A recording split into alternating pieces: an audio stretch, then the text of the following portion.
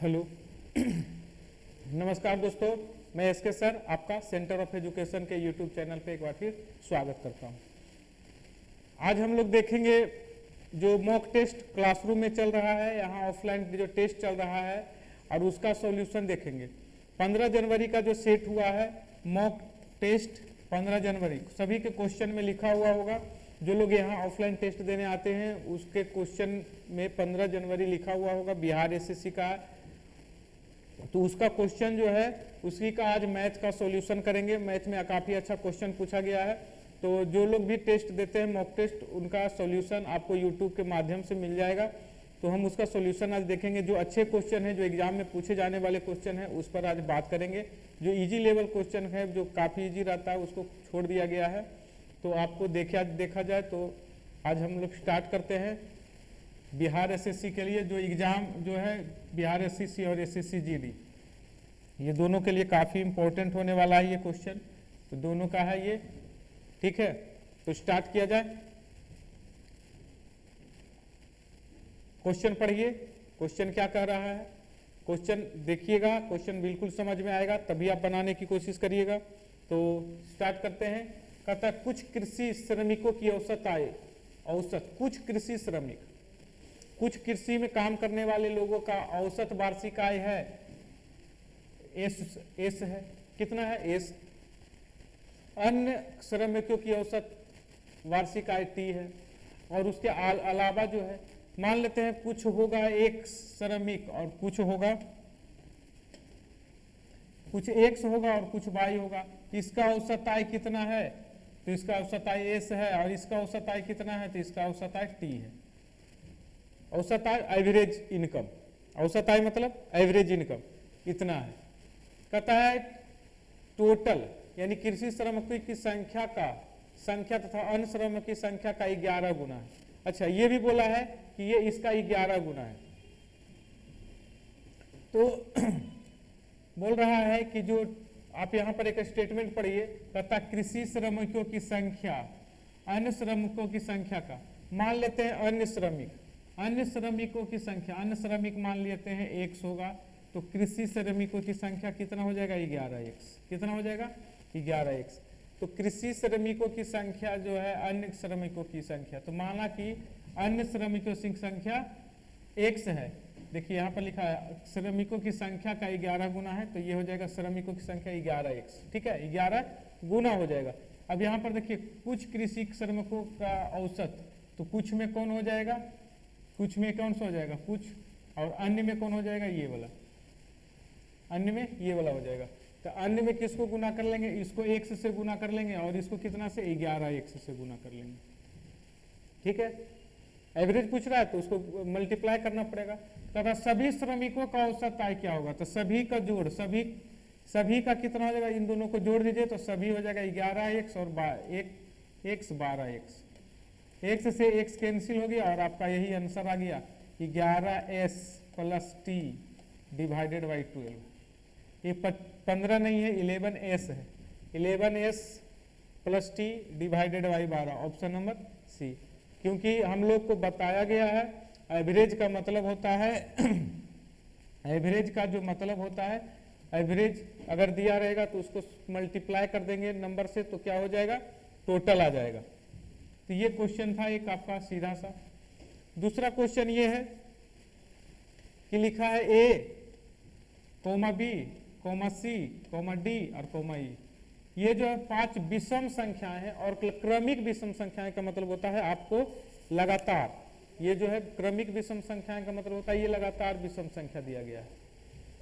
लगातार विषम संख्या जो दिया गया है तो A B C D E.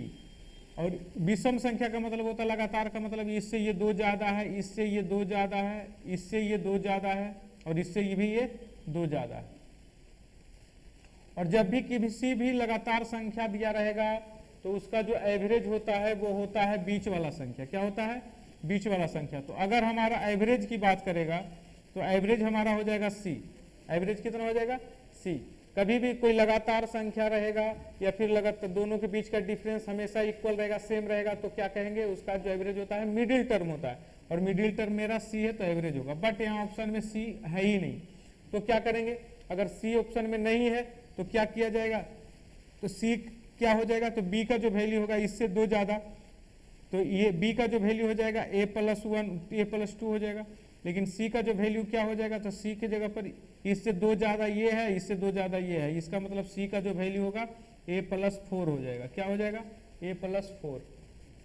सी का जो वैल्यू है a+4 हो जाएगा। तो एवरेज अपना सी भी होगा, और या अगर ये नहीं दिया है तो a+4 देगा। अगर बी के टर्म में देता तो b+2 देता आंसर, अगर बी के टर्म में देता तो b+2 हम इसका आंसर लिखते। ठीक है, तो ऑप्शन नंबर ये किस में हो गया, डी नंबर ऑप्शन।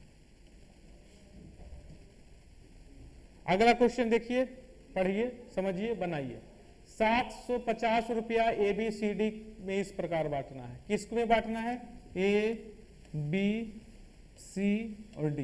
कितना बांटना है भाई पैसा इन सभी में, 750 रुपया। 750 रुपया के डिस्ट्रीब्यूट करना है। कहता है B तथा C को मिलाकर जितना मिलता है उतना A को मिलता है, ये दोनों को मिलकर जितना मिलता है उतना A को मिलता है।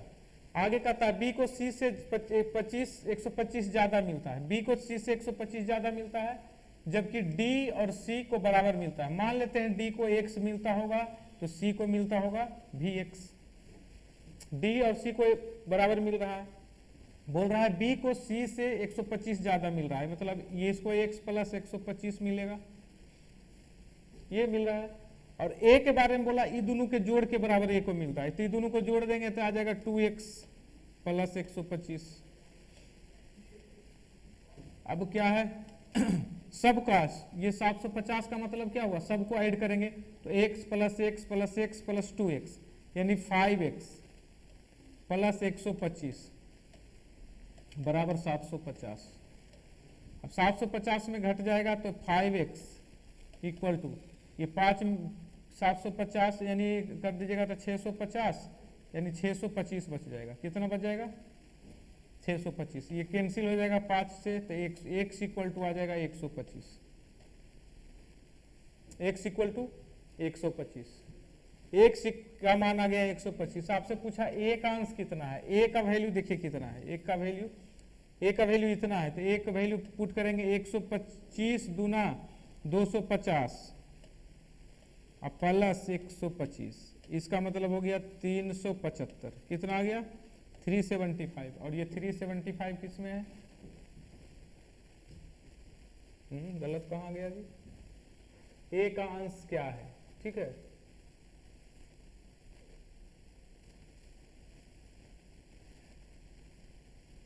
बी को सी की अपेक्षा 125 रुपये अधिक मिलता है, बी को सी की अपेक्षा 125 रुपये अधिक मिलता है, और ए जो है 2x + 125 है। ठीक तो है, कहीं मिस्टेक हो गया है।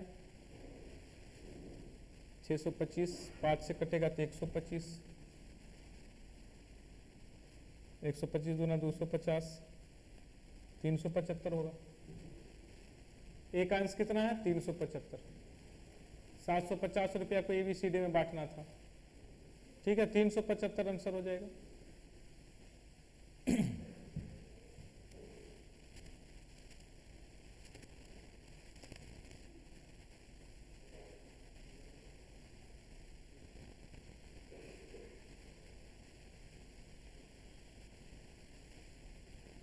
कहीं तो मिस्टेक हुआ है, 2x, अच्छा हाँ मिस्टेक हुआ है। देखिए सभी को ऐड किए, x + x + x का ऐड किया तो आ ही गया, यहाँ पर मिस्टेक हुआ है। x + x + x + 2x 5x आ गया, बट यहाँ पर देखिए आपका 125 और 125 को जब ऐड करेंगे तो 250 आ जाएगा। यहाँ पर देखिए मिस्टेक था, 125 + 100 250, तो ये अब आएगा 5x = 500। अब आएगा x = आ जाएगा 100। कितना आएगा, अब इससे बारे में पूछा है तो ये आ जाएगा। अब इसको मल्टीप्लाई करेंगे तो 200 + 125 यानी 325, और आपका आंसर हो जाएगा 325। कहाँ गया 325, ये आ जाएगा। एक छोटा सा मिस्टेक देखिए, आंसर नहीं आता, एक छोटा मिस्टेक कहीं पर एक छूट गया, आपका ये चीज छूट गया, ये चीज छूट गया, कुछ छूट गया, तो आपका आंसर में डिफर आ जाएगा, आंसर आएगा ही नहीं। देखिए यहाँ पर यही हुआ था। तो क्वेश्चन यही है कि आपको बारीकी से, यहाँ पर क्वेश्चन में ये बताया गया कि पीछे से कैसे बनाएंगे, इस क्वेश्चन को हम पीछे से लेके चलेंगे तब जाके ये क्वेश्चन बना। अगर स्टार्टिंग से इसको बनाने की कोशिश करते तो फिर प्रॉब्लम होता, पेचीदा हो जाता क्वेश्चन। आगे क्वेश्चन पर आते हैं। कहता एक साझेदारी, एक साझा व्यापार में बी की पूंजी ए की आधी है। एक ए लिख लीजिए, एक बी लिख लीजिए। तो कहता है ए की पूंजी बी की आधी है, तो बी की आधी का मतलब मान लेते हैं कि बी का पूंजी 4 है तो इसका 2 होगा।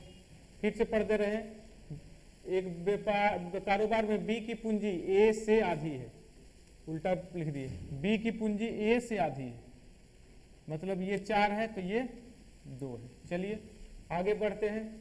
यदि 8 माह बाद बी ने अपनी आधी पूंजी निकाल ली, यानी 8 महीना तक बी जो है 8 महीना तक कितना पूंजी लगाता है, 2 रुपया। उसके बाद कितने महीने बचते हैं, 4 महीने। 4 महीने तक की कितना पूंजी लगाता है, आधा निकाल लिया तो आधा बचा इतना रुपया, आधा निकाल लिया तो आधा बचा इतना रुपया। अब कहता है ए अपना पूंजी कितना लगाता है, तो ए जो है उसके ए 2 महीने बाद ए अपनी पूंजी का 1/4 भाग निकाल लेता है, यानी 10 महीना तक ए जो है 4 रुपया लगाया होगा, और 10 महीना के बाद 4 रुपया का 1/4 निकाल लिया, मतलब 1 रुपया निकाल लिया, बचा कितना, 3 रुपया। ये कितना दिन तक लगाया, 2 दिन तक। इसी को रेशियो को पूछ रहा है आपसे। तो ए और बी का लाभ का अनुपात, तो ए और बी का 10 चौका 40 और 6 46, 8 दूना 16 और 4 20, यहाँ से आ जाएगा 23 और यहाँ से आ जाएगा 10, 23:10, 23:10 ही आंसर होगा आपका।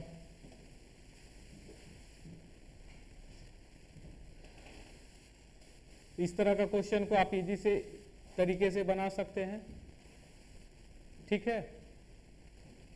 चलिए आगे बढ़ते हैं। इन सभी क्वेश्चन, ये सारा क्वेश्चन, सारा का सारा क्वेश्चन आपका मॉक टेस्ट का है, जो कि रेगुलर चल रहा है। सुबह में 10 बजे से और शाम में 5 बजे से रेगुलर मॉक टेस्ट चल रहा है, उसी का ये सब क्वेश्चन है। और जो बच्चा ठंडा के मौसम में नहीं आ पा रहा है डिस्कशन में, तो उसके लिए घर पर बैठ के एंजॉय कीजिए। जिन लोगों को मॉक टेस्ट चाहिए ऑनलाइन, तो वो मोबाइल नंबर पर व्हाट्सअप कर दीजिए, कोचिंग के नंबर पर। चलिए स्टार्ट करते हैं।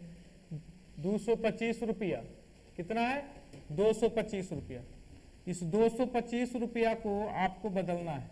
क्या करना है, 225 रुपया को 1 रुपया 50 पैसा और 25 पैसे के सिक्के के रूप में बदलना है। तो सबसे पहले बदलने के लिए सीखिए।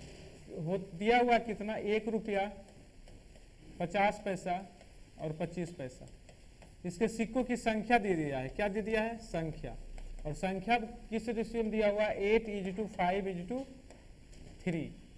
आप सोचेंगे कि अगर ये x है, ये x है, तो ये x है, तो 8 संख्या दिया हुआ है, 8 x संख्या से कितना रुपया बनेगा। तो अगर रुपया जो बनेगा वो कितना रुपया बनेगा, तो इससे 8x रुपया ही बनेगा। लेकिन 5x सिक्के से 5x सिक्के से कितना रुपया बनेगा, तो 5x का आधा रुपया बनेगा। और 3x सिक्के से कितना रुपया बनेगा, तो 3x सिक्के का 1/4 रुपया बनेगा। इस तरीके से इन तीनों को अगर हम जोड़ेंगे तो इसके इक्वल आएगा, क्योंकि मैंने इसको रुपया में बदल दिया, संख्या को मैंने रुपया में बदल दिया, संख्या को मैंने रुपया में बदल दिया, संख्या को मैंने रुपया में बदल दिया। इस तरह से आप इसको सोल्व करेंगे तो आपका सोल्यूशन आ जाएगा 8x + 5x/2 + 3x/4। यही है आपका, इसका एलसीएम हो जाएगा, और एलसीएम 4 हो जाएगा। तो 8 चौका 32, अब 32 10 42 और 3 45, 45 इसको कैलकुलेट करने के बाद आएगा। नीचे में ये आ जाएगा 4, और यहाँ से आ जाएगा 225, यहाँ से आ जाएगा। तो अब इस तरीके से हम यहाँ से लिख सकते हैं x = कितना होगा, तो x = हो जाएगा 4 × 225 डिवाइडेड बाई 45, डिवाइडेड बाई 45। ये 45 से कट जाएगा कितने बार में, 5 बार में, और ये आ जाएगा 5 चौका 20। x का वैल्यू आ गया 20, मतलब आपसे जो पूछेगा आप वो बता दीजिएगा। क्या पूछा है? 1 रुपये के सिक्कों की संख्या, 1 रुपये के सिक्कों की संख्या 8x है, तो 8x, तो 8x बराबर 8 गुना x का मान 20, 8 गुना 16, 160। 1 रुपया के कितने सिक्के थे? 160 सिक्के थे। ऑप्शन नंबर कितना? सी। 1 रुपया का कितना सिक्का था? 160। 1 रुपया का 160 सिक्का। क्वेश्चन को उतार लीजिए बढ़िया से।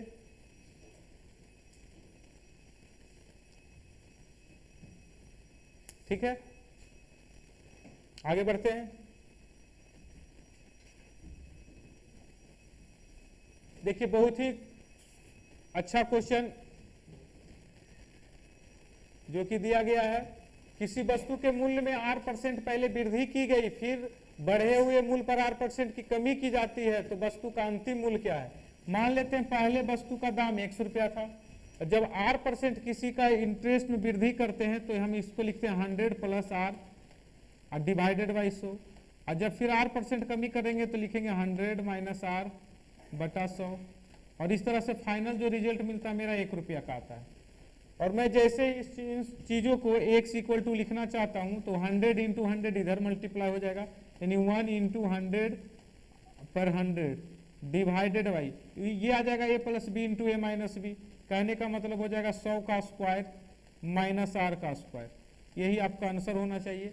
और ये ऑप्शन नंबर कितने में दिया गया है? ये देखिए ऑप्शन नंबर आपका डी में दिया गया है। ऑप्शन नंबर डी में दिया गया है। आपको यहाँ से इसका स्क्वायर है, ये ऑप्शन नंबर डी, आंसर यही होगा, ऑप्शन नंबर डी।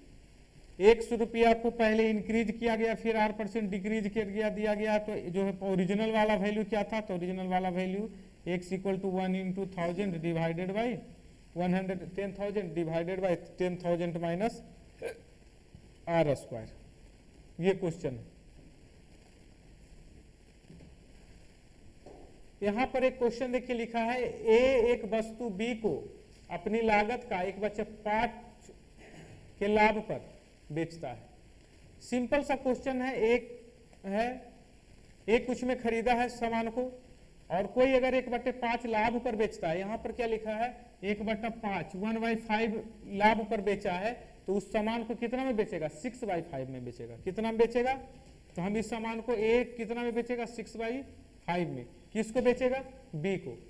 बी इसको 20% लाभ पर बेचता है, बी भी इसे 20% लाभ पर बेच रहा है। अगर बी बेचेगा 20% लाभ पर, 20% का मतलब होता है 1/5, और उसको लाभ पर बेचेगा तो 6/5, यानी फिर से 6 इतना में बिकेगा ये सामान, और इसे सी खरीदेगा। और ठीक है, सी को बिक गया। अब सी उसे 600 रुपया में बेचता है, और उसे 1/6 की हानि होती है। ध्यान दीजिएगा, 1/6 की हानि होती है। अगर हम सी के सामान को बेच रहा है 1/6 हानि पर, यानी बेच कितना में रहा है? तो 5/6 में बेच रहा है। कितना में बेच रहा है? 5/6। तो 5/6, क्योंकि हम लोग जानते हैं 1/6 हानि का मतलब होता है ये इतना हानि हुआ, लेकिन सामान को बिका कितना में? तो ये एक घटा के 5/6 में बिका। इस तरह से उसको बेचा कितना में गया है? 600 रुपया में। देखिए सी ने इसको कितना बेचा? 600 रुपये में। देखिए 0 से 0 की 5, 6 से 6 कैंसिल, 5 से 5 कैंसिल। यहाँ पर देखिए 6 से 6 कैंसिल। ए का जो वैल्यू आ गया 5 इंटू 100 आ गया आंसर।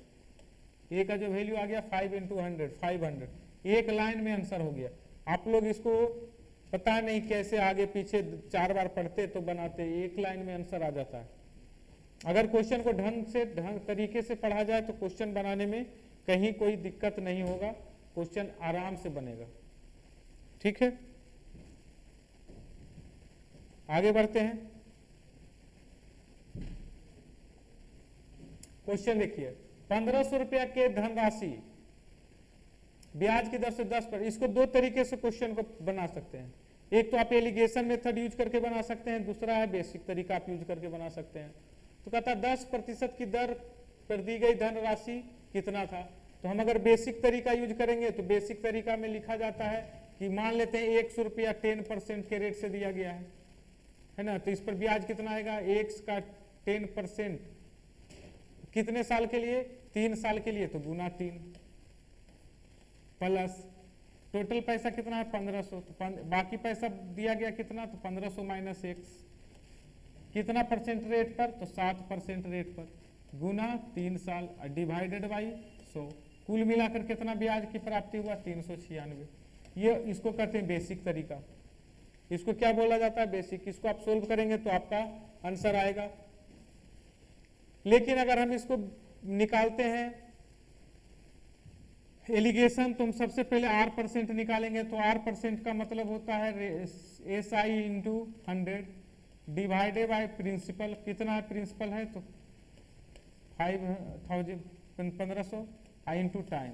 यहाँ पर देखिए SI कितना दिया हुआ है कुल 396 इंटू 100 डिवाइडेड बाय 1500 अब गुना 3 साल, 0 0 कैंसिल हो गया, 0 0 कैंसिल हो गया, 3 से इसको कटा लीजिएगा 1 3 2 आ जाएगा, और ये 5 से कट जाएगा 3 बार में, तो ये आ जाएगा आपका 4 और 4, इसको मल्टीप्लाई इसको डिवाइड करेंगे तो आ जाएगा 8.8%, कितना परसेंट 8.8%। देखिए इसको एलिगेशन कैसे लगाएंगे, एक 10% लिखिए, दूसरा तरफ 7% लिखिए, और बीच में लिखिए 8.8%, और इसको से इसको घटाइएगा तो आ जाएगा 1.2%, और इसमें से इसको घटाइएगा तो आ जाएगा वो 1.8, और यही इसी रेशियो में, यानी इसको 6 से कटा लीजिएगा, 6 3 18, इसको 6 से कटा लीजिएगा, 6 दूना 12, 3:2 के रूप में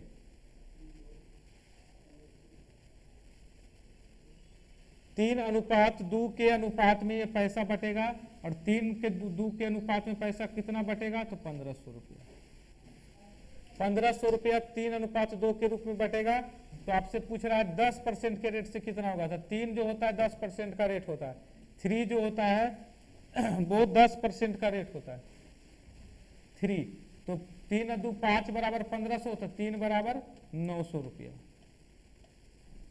आप इसको लिख सकते हैं 3 बराबर 1500, 3 × 2 5 बराबर 1500, तो ये 3 बराबर 900 रुपया।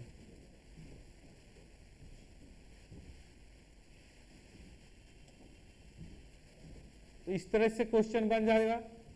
देखिए यहाँ पर जो प्रिंसिपल दिया हुआ है वो 6000 रुपया है, रेट ऑफ इंटरेस्ट 10% है, लेकिन दर जो है वो 1.1/2 वर्ष, यानी 1.1/2 वर्ष का मतलब होता है 1 year plus half year, 1 year plus half year, इसी को 1.5 वर्ष कहते हैं। और CI आपसे पूछ रहा है, जब भी आपसे CI पूछेगा आप क्या कर लीजिए कि रेट ऑफ इंटरेस्ट निकाल लीजिए। 1 साल का रेट ऑफ इंटरेस्ट होता है 10%, और आधा साल का रेट ऑफ इंटरेस्ट होता है 5%, और जब 10% और 5% को अगर हमको ऐड करने की बारी आती है तो हम क्या करते हैं, इन दोनों को मल्टीप्लाई करते हैं, 10 × 5 डिवाइडेड बाई 100।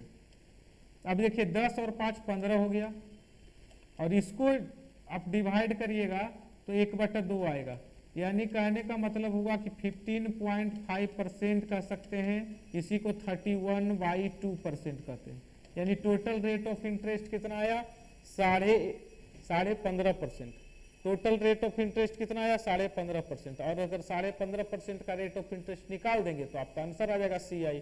तो CI किस पर निकलेगा जी 6000 पर, तो 6000 पर total rate of interest CI कितना हो गया 5% प्लस 10% प्लस 5% प्लस 10 गुना 5/100, जो कि आ गया 31/2%। परसेंट का मतलब होता है डिवाइडेड बाई 100, 0 से 0 देखिए 2 बार कट गया, और ये कट गया 30 बार में आपका, और 30 गुना 31 आंसर होगा, तो यहाँ से 0 आ गया, और यहाँ से आ गया 3 × 1 3 और 3 × 3 9, 930 रुपया, कितना आ गया 930 रुपये, ये आ गया आपका CI।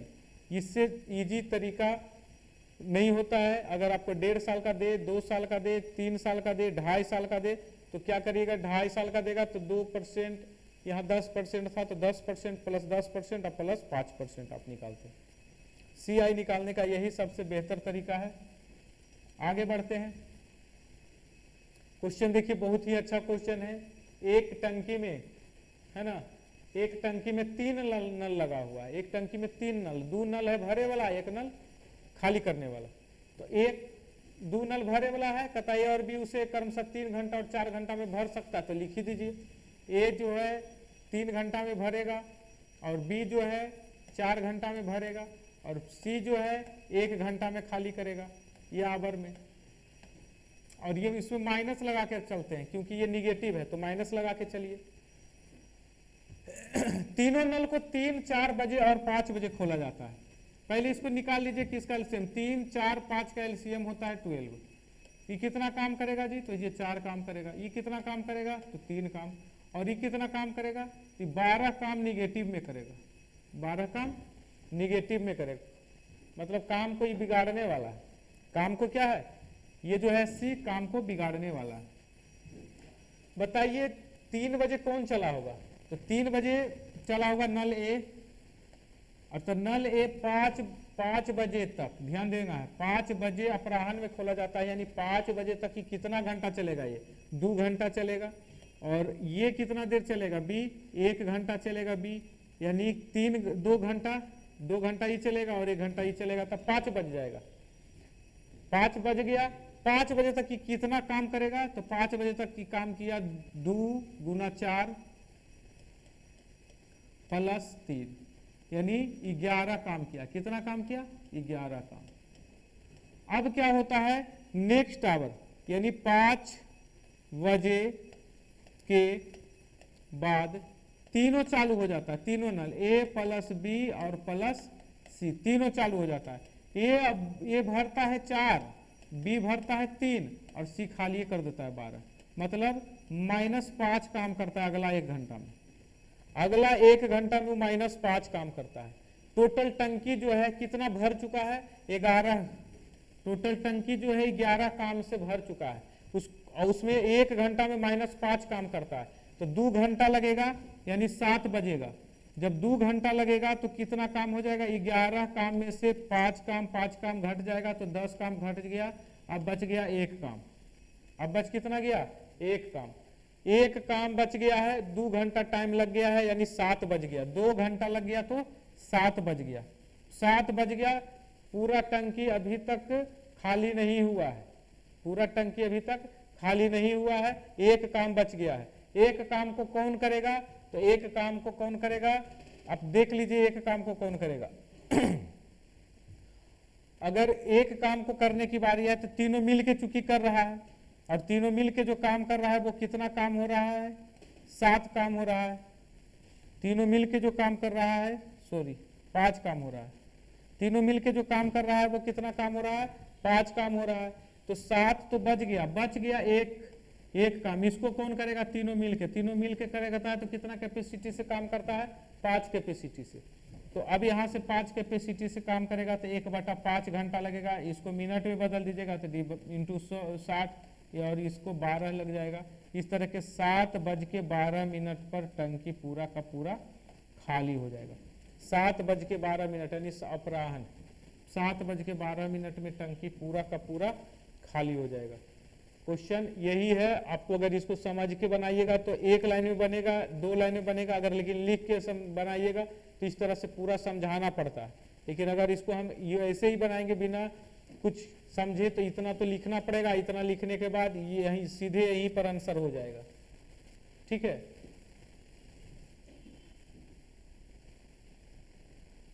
चलिए इसको मिटा देते हैं। एक और क्वेश्चन है 91 नंबर। 29 से बड़ी 2 ऐसी संख्याएं जिनका HCF 29 है और LCM 41-47 है। तो हम लोग कहते हैं कि अगर HCF अपना 29 है ना, और LCM दिया जाए LCM, तो LCM जो होता है 29 × XY होता है जी।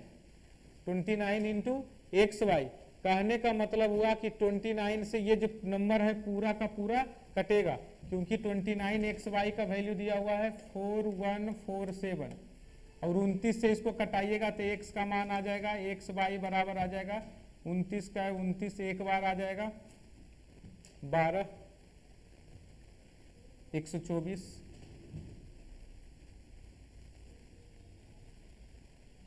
29 चौका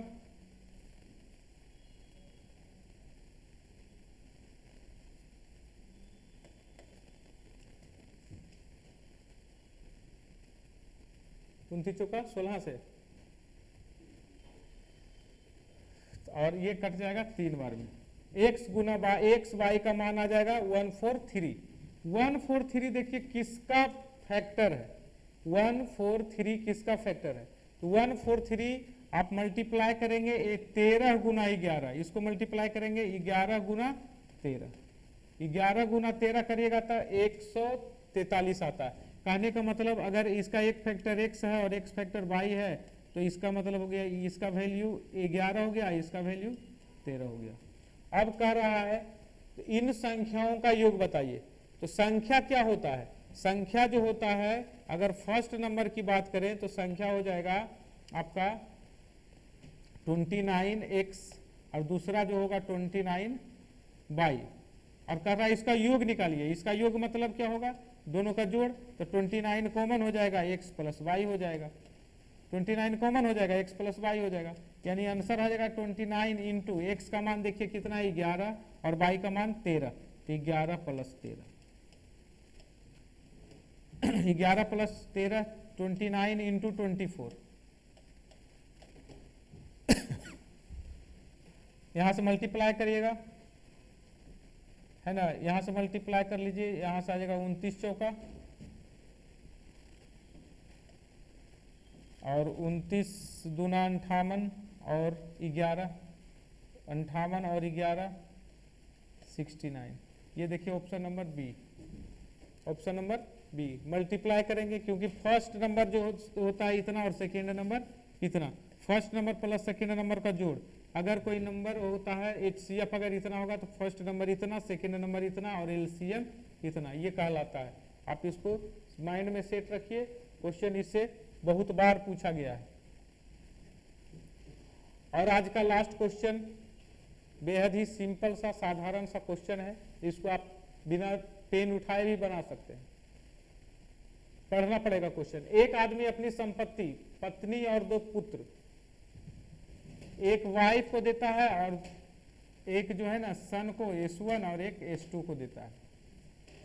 कहता है यदि पत्नी को 1/3 भाग मिलता है और प्रत्येक लड़के को आधा, बाकी का आधा आधा, और प्रत्येक लड़के को 4000, मतलब 4000 इसको मिल गया, 4000 इसको भी मिल गया,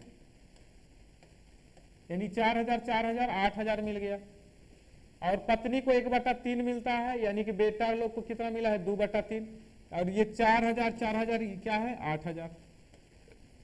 8000 जो है किसका वैल्यू है, 2 रेशियो का, क्योंकि अगर पत्नी को वाइफ को 1/3 मिलता है, 1/3 वाइफ को मिलता है एक भाग, तो 2 भाग बेटा को मिलता है, 3 भाग टोटल है, उसमें से 2 भाग बेटा को मिलता है, तो 3 भाग टोटल है। तो टोटल अगर पूछेगा टोटल बराबर, तो टोटल बराबर 3 भाग होगा, 3 बराबर कितना होगा, 1 बराबर इतना, 2 बराबर इतना, तो 3 बराबर 12000, 3 बराबर 12000, ऐसे ही आंसर आ गया, 3 बराबर 12000।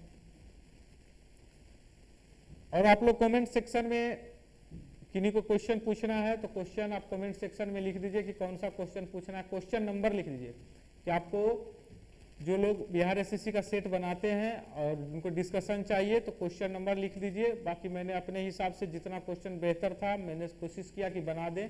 अगर आपको उसके अलावा भी कुछ क्वेश्चन बच गया है तो आपको उस कमेंट में जाकर क्वेश्चन का नंबर लिखिए, हम उसको आपको क्या करेंगे बनाकर एक वीडियो बना देंगे, उसमें सारा बन जाएगा।